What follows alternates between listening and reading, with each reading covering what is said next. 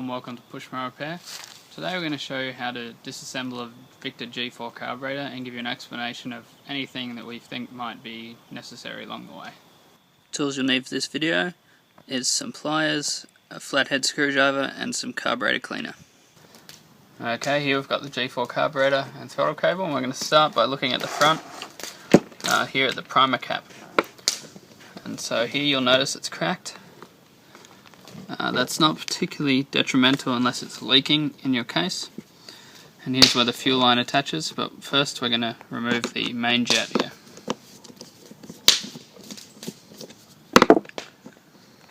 So the main jet is what allows fuel to pass into the carburetor, and so you want to make sure that the hole here and the hole through this mesh is clean so we can see through them.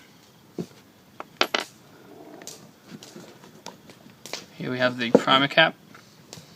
Here it's important the O-ring is clean and in good condition so it doesn't leak.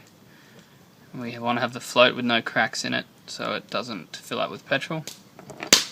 And here's the needle that the float seals and stops fuel coming in when the bowl is full. Okay, and that's about all that's in the front of the carburetor. You want to be careful not to put the main jet in too hard or it'll ruin the thread. Also inside there you need to make sure that you can get petrol through there or your carburetor won't work. Sometimes if you put a really small wire or a pin you can clear some dirt out from in there. Okay, next we're going to start with the top section here, and what you'll notice is there's a hose here. This connects to the port on the flywheel, and what that does is that when the flywheel spins it creates a vacuum that brings up here and puts a vacuum on the diaphragm and limits the engine speed. And so this pipe has to be clean, as does the port on the flywheel for the governor to work properly. Sometimes if the engine's revving too high, it's something to do with this top pipe or an air leak in this top cover. Before we proceed to take the top off, we'll just show you, this is the part on the engine that it connects to. You just put it like that on there. You need to make sure this isn't blocked and the pipe isn't blocked. Okay, in order to remove this top part you get a flathead screwdriver. You pop it in here and just give it a twist. You might want to hold the top because it can spring off quite forcefully. So if you remove that, here's the long spring. It's important that that's there. What you may also notice is this plug here is removable. So if you've got a crack in this letting air in, you can buy a replacement of this and reuse this plug here. For example, here it is. I've just popped it out with a screwdriver, the plug that goes in the middle there. Next you'll see this retaining clip here. You just simply pop that off and you'll see the diaphragm. What you want to look for in a diaphragm is one that moves freely and it's not caught or bent down like that, because that won't work well. If they're stiff or really hard to move, then they're definitely not working how they should. So to get that off, you just pull it up.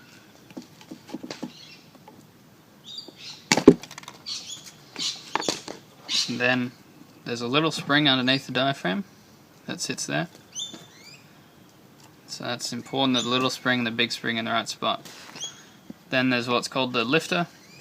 This is sitting free in here, which means it wasn't working properly, because the lifter needs to sit in these grooves that are on the sides of the carburetor, if you can see those. So if you put the lifter down, it should sit in the grooves like that. That means it won't be able to spin. It stays in a fixed position. And it tells you this side down, which is helpful. Okay, next we're going to remove the poppet valve. If it hasn't fallen out for you already, it's here. And you can just tap it and it'll come out the bottom. What's important about this is that it's not damaged here at the bottom and that it sits in the right spot. So if we flip it over, you'll see it was the only component that was there, and it goes in the center hole. But we'll show you that when we reassemble. Okay, now we're going to show you the throttle and how it turns the mower on and off. So here you can see the ball where the throttle connects. Here are the ignition wires. So this is the ground wire, goes through like that, and then the other wire goes in with this plastic plug that you can see there, the rubber plug. So in the off position, the rubber plug is pushed aside, which connects the two.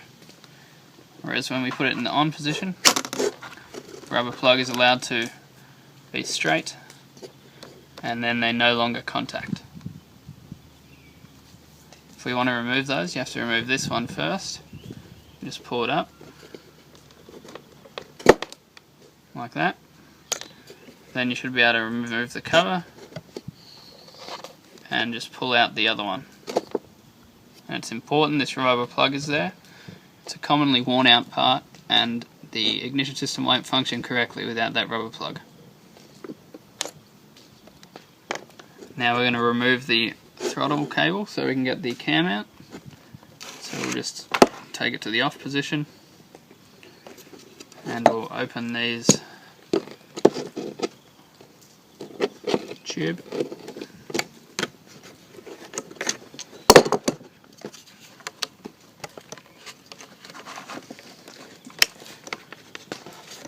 Okay, now in order to remove the throttle cable, you just twist the cable upward and it'll pop out like that. Okay, here's the cam, the final piece. If you turn yours and it's very crusty and hard to turn, it's usually a bad sign and can sometimes cause the throttle to jam up and the revs to be erratic. So you want to pull this out, just lifts up, and you want to give it a good clean, and also give in here a really good clean. You can use some carburetor cleaner, and an air compressor would work the best. Okay, all that's left is the decompressor hose. This hose connects to the decompressor, and in order for the decompressor to be closed while the engine's running, a vacuum needs to come from this hose to the decompressor, so you want to make sure it's not blocked. And while you've got it apart, you want to clean it out, make sure there's no cracks in the body and there's no block bits. Occasionally you might find some melted marks from when the mowers got really hot or rubbed against something. And you want to make sure these don't go through, because any air leaks will cause the mower to run poorly. Okay, and so here's a decompressor, and the hose just plugs on like that and provides the vacuum that the mower needs to run properly.